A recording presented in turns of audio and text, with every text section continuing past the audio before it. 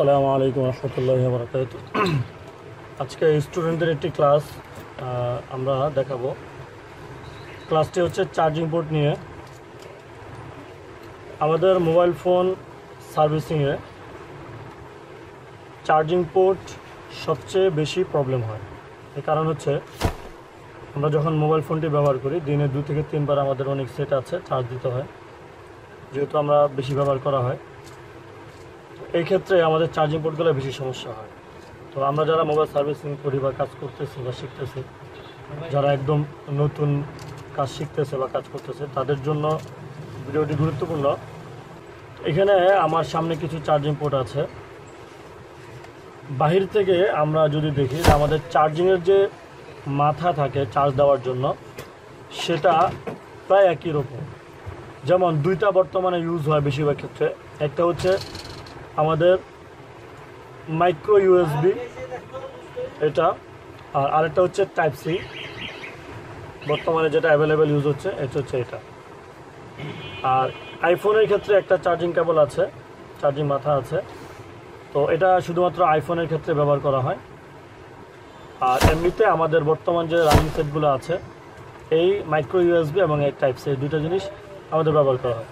তো বাহিরের থেকে আমরা সবসময় দেখি যে আমাদের চার্জারটার মাথাটা হচ্ছে এটা এবং টাইপ সি মাথাটা হচ্ছে এটা, কিন্তু ভিতরে আমাদের চার্জিংয়ের পুরো পদ্ধতিটাই ভিন্ন। যেমন এটা আমাদের এটা ইউজ হবে, কিন্তু এটার যে সাইজ আছে চার্জিং পোর্টের, এটার যদি সাইজ আমি ধরি, একই মাথা ঢুকবে, এই চার্জারটাই এটার মধ্যে ঢুকবে এবং এই চার্জারটার মধ্যে এই চার্জারটাই আবার এটার মধ্যে ঢুকবে, কিন্তু আকারে ভিতরে ভিন্ন।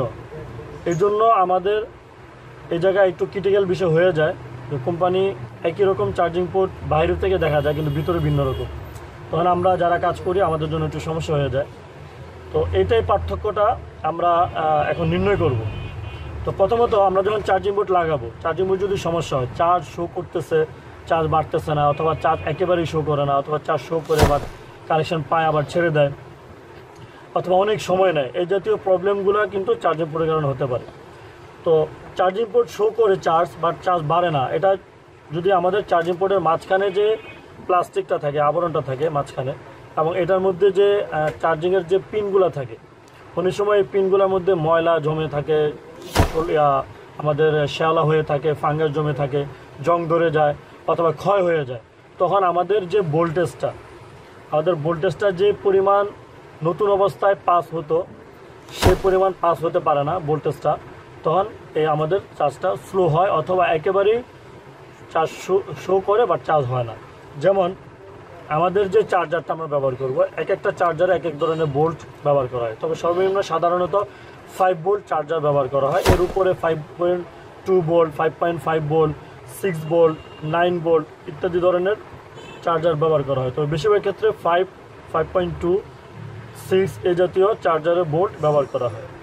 তো প্রথমত আমাকে চেক করতে হবে চার্জার পোর্ট লাগানোর জন্য আমাকে চার্জিং যে সকেটটা আছে, সকেটটা ভোল্টেজটা চার্জারের মধ্যে যা আছে তা শো করে কিনা। যদি একুরেটভাবে শো করে তাহলে আমার চার্জিং পোর্টটা ঠিক আছে।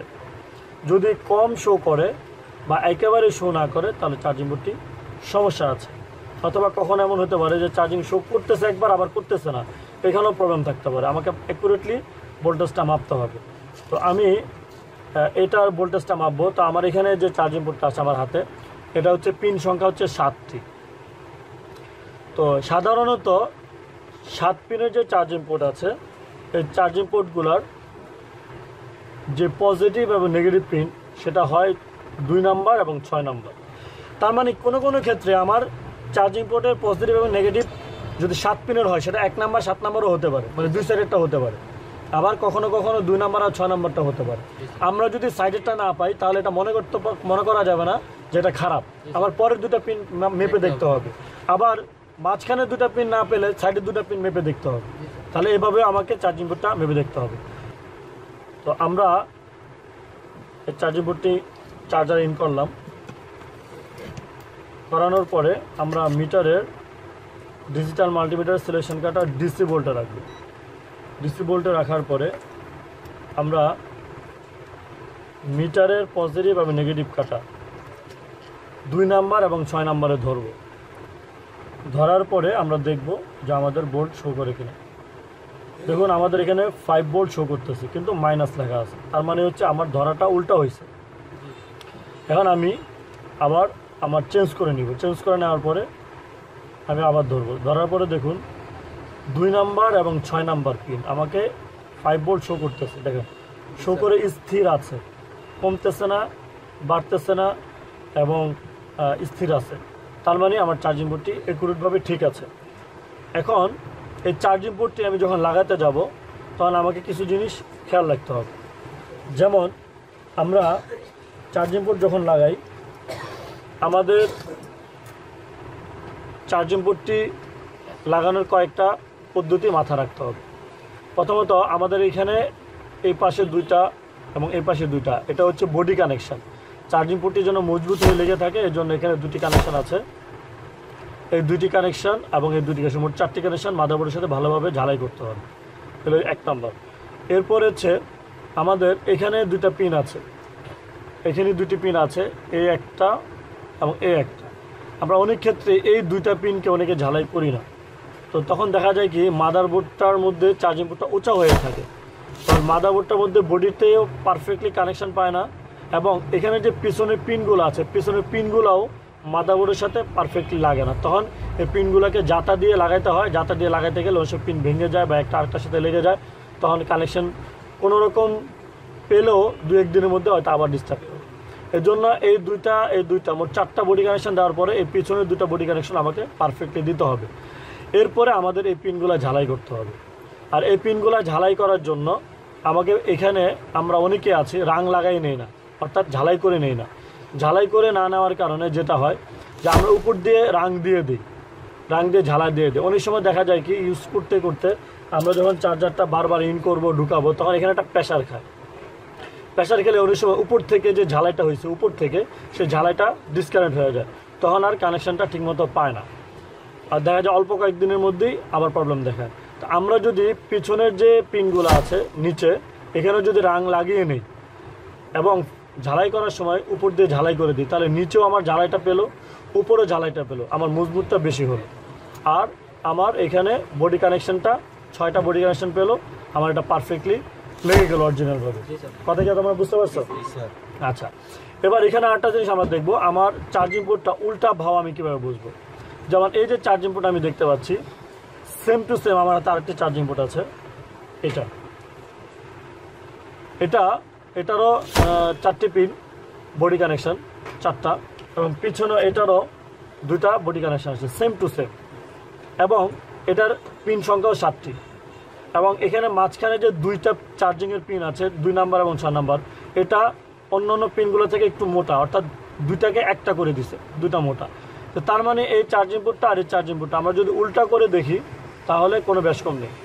দেখুন কোনো ব্যাস কম নেই, এটা 7 পিন, এটাও 7 পিন, এটা 2 নাম্বার এবং 6 নাম্বার হচ্ছে চার্জিংয়ের, এটাও 2 নাম্বার এবং 6 নাম্বার হচ্ছে চার্জিংয়ের, এবং দুটোটাই সেম টু সেম মোটা।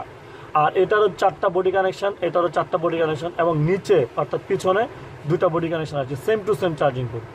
তো আমরা অনেক ক্ষেত্রে যেটা করি যে আমরা এই জায়গায় কিন্তু একটা পার্থক্য আছে, মেনলি একটা পার্থক্য আছে, এই পার্থক্যটা আমরা নির্ণয় করি না। নির্ণয় না করার কারণে এই চার্জিং পোর্টের জায়গায় আপনার চার্জিং পোর্টে কিন্তু বসে যাবে, একদম হুবহু বসে যাবে, কোনো প্রবলেম করবে না। কিন্তু যখন আমি চার্জার ইন করব, যখন আমি চার্জার এভাবে ইন করব, দেখুন আমি যদি এভাবে ধরি তাহলে কি হয়, আমি এটার মধ্যে চার্জার ইন করতে হলে আমাকে ঢুকাতে হচ্ছে এইভাবে, আর এটার মধ্যে আমি যদি এভাবে ঢুকাই তাহলে আমার ঢুকবে না, ঢুকাতে হচ্ছে এভাবে। তার মানে আমার চার্জারটা অটোমেটিকলি উল্টো হয়ে যাচ্ছে। তার মানে আমার এখানে যে চার্জিং পোর্টটা আছে 2টা হুবহু সেম, কিন্তু একটা হচ্ছে উল্টা, একটা হচ্ছে বাহু। এখন এই উল্টা বাহুটা না বোঝার কারণে আমরা অনেক সময় লাগিয়ে ফেলার পরে এবার যখন চার্জার ইন করি তখন দেখি শর্ট হয়ে গেছে, আমাদের যে চার্জারের লাইট জ্বলে সে লাইটটা বন্ধ হয়ে যায়। তখন আমাদের কিন্তু আমরা হাই হুতাশ করি, আরেক কোথায় প্রবলেম হলো, কি হলো, তখন আবার চার্জিং পোর্ট উঠাই, আবার সেম টু সেম আরেকটা চার্জিং পোর্ট লাগাই, তখন দেখা যায় একই প্রবলেম বারবার করতে থাকে, একসময় আমরা এটা কাস্টমারকে ফেরত দিয়ে দিই। তো এটা বোঝার জন্য খুব ইম্পর্টেন্ট বিষয় হচ্ছে, আমার এই চার্জারের, আমাদের যে মাইক্রো ইউএসবি চার্জার আছে সেই চার্জারের এখানে কিন্তু 2টা ঘাট আছে, উপরে কোনো ঘাট নেই, উপরে একটা ফিনিশিং, নিচে দুটা ঘাট আছে প্রত্যেকটা চার্জারের মধ্যে। আমাদের এরকম দুটা ঘাট আছে। যেমন আমি যদি আমাদের এই চার্জারের, এটা হচ্ছে মাল্টি চার্জার, এটা হচ্ছে মাইক্রো ইউএসবি, এটা হচ্ছে টাইপ সি, এটা হচ্ছে আইফোন। তো এই যে আমরা এখানে এই দুটা ঘাট পাচ্ছি, যতগুলো আমরা মাইক্রো ইউএসবি নিব প্রত্যেকটার মধ্যে আমরা এখানে দুটা ঘাট পাবো। আমরা আরেকটি নর্মাল চার্জার নিলাম, এটাও সেম, মাইক্রো ইউএসবি যতগুলো চার্জার নেব প্রত্যেকটার মধ্যে আমরা এইভাবে দুটা ঘাট পাবো। এই দুটা ঘাট দেওয়ার রহস্যটাই, এটা আমাকে বুঝতে হবে। এই রহস্যটা হচ্ছে প্রত্যেকটা চার্জিং পোর্টে, সেটা ছোট হোক বড় হোক, যদি মাইক্রো ইউএসবি হয় তাহলে তার এক পাশে দুটো ছিদ্র থাকবে এভাবে। এই ছিদ্রের কাজ হচ্ছে আমরা যদি এটাকে এখান থেকে প্রবেশ করাই, ইন করি, তাহলে ইন করার পরে এই দুইটা পিন গিয়ে চার্জারের এই চার্জিং পোর্টের চার্জিং সকেটের ছিদ্রের মধ্যে গিয়ে আটকে থাকবে, তাহলে এটা কোনো রকমভাবে চলে আসবে না। এই দুটা জিনিস এটাকে আটকে রাখবে। তো এটাই হচ্ছে মূলত চার্জিং পোর্টের এই উল্টা এবং ভাওয়ার রহস্য। দেখুন, এটা এভাবে ভাও, এটা এভাবে ভাও, আর এটা এভাবে ভাও। এখন এটার যে চার্জিং পোর্টের যে ছিদ্র দুটো, এটা কিন্তু এখানে নাই, এটা আছে নিচে। দেখুন, এটার কিন্তু দুটো ছিদ্র আছে, কিন্তু এটা আছে নিচে। এখন এটা যদি আমি এভাবে লাগাই, তাহলে এটার ঘাট দুইটা, চার্জারের ঘাট দুইটা এই চার্জিং পোর্টের এই ছিদ্রের মধ্যে কিন্তু আটকে গেছে। তার মানে মাইক্রো ইউএসবি যত চার্জিং পোর্ট আছে, আমরা যদি অন্য চার্জিং পোর্টগুলো দেখেন নিচে দুটো ছিদ্র আছে। আমরা যদি এটাতে দেখি, এখানে দুটো ছিদ্র আছে, আমরা দেখতে পাচ্ছি দুটো ছিদ্র আছে। এরপর আমরা যদি এখানে দেখি, এখানে আমাদের দুটো ছিদ্র আছে। দেখুন, আমাদের এখানে চার্জিং পোর্টটা গার্ডটা লাগার জন্য আমাদের যে দুটো মেন ছিদ্র থাকে, অনেক ক্ষেত্রে অন্য চার্জিং পোর্টে, কিছু চার্জিং পোর্টে উভয় পাশে ছিদ্র থাকে, কিন্তু উভয় পাশে ছিদ্র থাকলেও এটা ঢুকবে না। ঢুকার আরেকটা কারণ হলো আমাদের চার্জারের এই যে মাথা, এক পাশে থেকে ফিনিশিং, আরেক পাশে থেকে আমাদের এটা রাউন্ড করা। কারণ আমাদের প্রত্যেকটা চার্জারের মাথায় দেখুন এভাবে রাউন্ড করা আছে, নিচের একটা অংশ রাউন্ড করা আর একটা অংশ সমান করা। তো আমি যদি এটাকে এভাবে উল্টা করে দেই, ঢুকবে না কোনো দিন, যার কারণে আমাকে এভাবে ঢুকাইতে হবে। তো আমি যখন এভাবে ঢুকাবো, আমার ছিদ্রটা যেদিকে থাকবে আমার এই ঘাটটা সেদিকে প্রবেশ করবে। এইভাবে আমাদের চার্জিং পোর্টটাকে পার্থক্য করতে হবে। আমাদের ভিডিওটি লং হয়ে যাচ্ছে, তারপরও বিস্তারিত বলার উদ্দেশ্য হচ্ছে এটাই, যে আমরা পুরোপুরি বিষয়টা যদি ক্লিয়ার হতে হয় তাহলে পুরো ভিডিওটা আমাদের দেখতে হবে। তাহলে আমরা অরিজিনালি চার্জিং পোর্ট পারফেক্ট করতে পারবো, এবং একটা বারের জন্য আমাদের কখনোই চার্জিং পোর্টে বেশ কম হবে না যে আমি চার্জিং পোর্ট উল্টা লাগিয়ে ফেলছি, আমার এখন চার্জারের লাইটটা বন্ধ হয়ে যায়, এরকম কখনোই হবে না। কথা ক্লিয়ার? এইগুলো এটার পার্ট। এখন এটা আমরা লাগাবো কীভাবে সে পদ্ধতিটা বলে দিচ্ছি। এখন আমরা এর একটা মাদারবোর্ড নিই, যা আমার কাছে এখানে যে 510 স্যামসাং যে 510-এর একটি বোর্ড আছে, এই বোর্ডের চার্জিং পোর্টটা হচ্ছে সেম টু সেম এটা। তো আমরা একটা থিওরি আপনাদেরকে দেওয়ার চেষ্টা করছি, সেটা হচ্ছে যখন চার্জিং পোর্টটা উঠাবো তখন আমাকে হট গান ব্যবহার করতে হবে।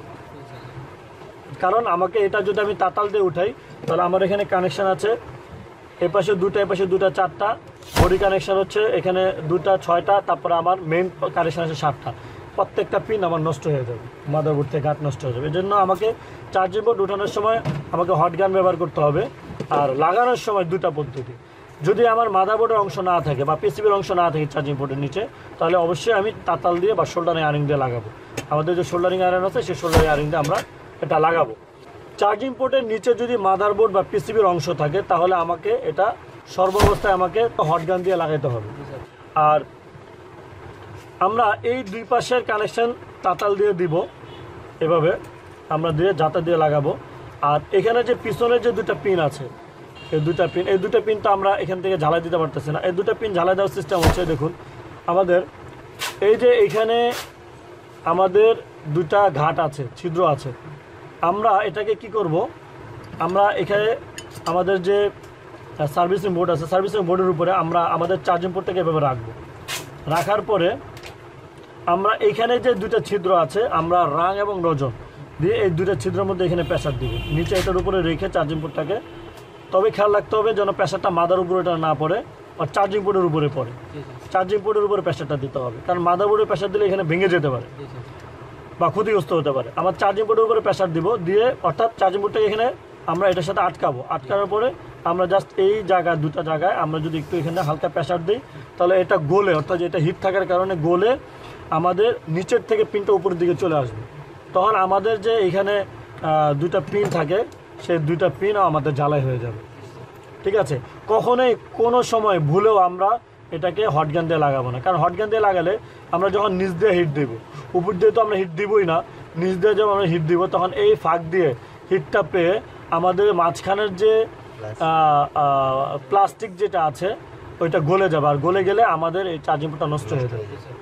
এই হচ্ছে আমাদের চার্জিং পোর্টটা হটগান দিয়ে লাগানো এবং সোল্ডারিং আয়রন দিয়ে লাগানোর পদ্ধতি। এবার আসি যে মাদারবোর্ডের নিচে চার্জিং পোর্টের নিচে মাদারবোর্ডের অংশ আছে। এটার চার্জিং পোর্টটা হচ্ছে এটার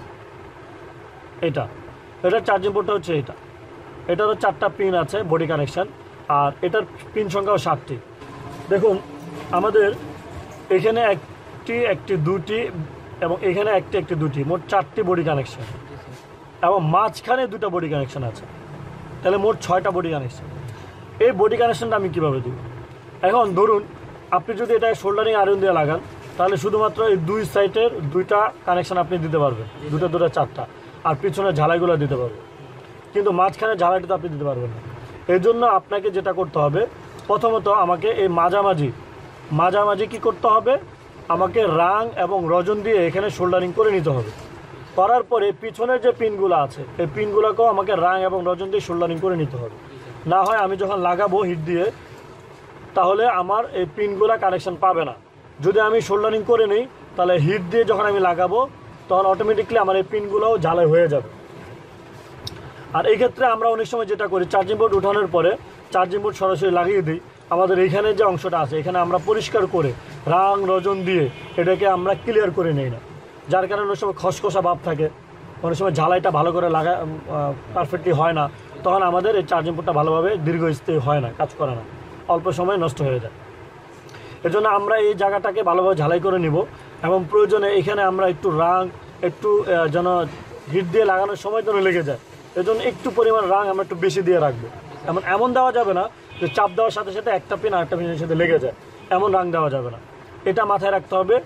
হিট দেওয়ার সিস্টেমটা হচ্ছে যে আমাদের যে টেবিলটা আছে সেই টেবিলের অংশের মধ্যে এইভাবে আমরা রাখবো, রাখার পরে আমাদের এইটা দিয়ে আমরা আটকানোর পরে আমরা হটগানটা এইভাবে নিচ দিয়ে ধরে তারপর আমরা এটাকে প্রেসার দিয়ে যখন নরম হবে প্রেসার দিলে আমাদের এটা লেগে যাবে। এই পদ্ধতিতে আমরা এটাকে লাগাবো।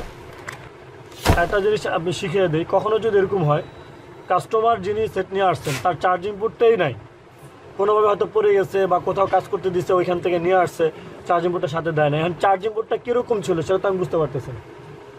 তাহলে আমাকে যেটা করতে হবে, যদি আমার চার্জিং পোর্টটা এটা হয়ে থাকে, এটার উল্টা বাওটা আমি কীভাবে বুঝবো? এটা উল্টা বাওটা বোঝার জন্য আমাকে যেটা করতে হবে সেটা হচ্ছে যে আমাদের যে মোবাইলের বডিটা আছে সেই বডিটা আমাকে নিতে হবে।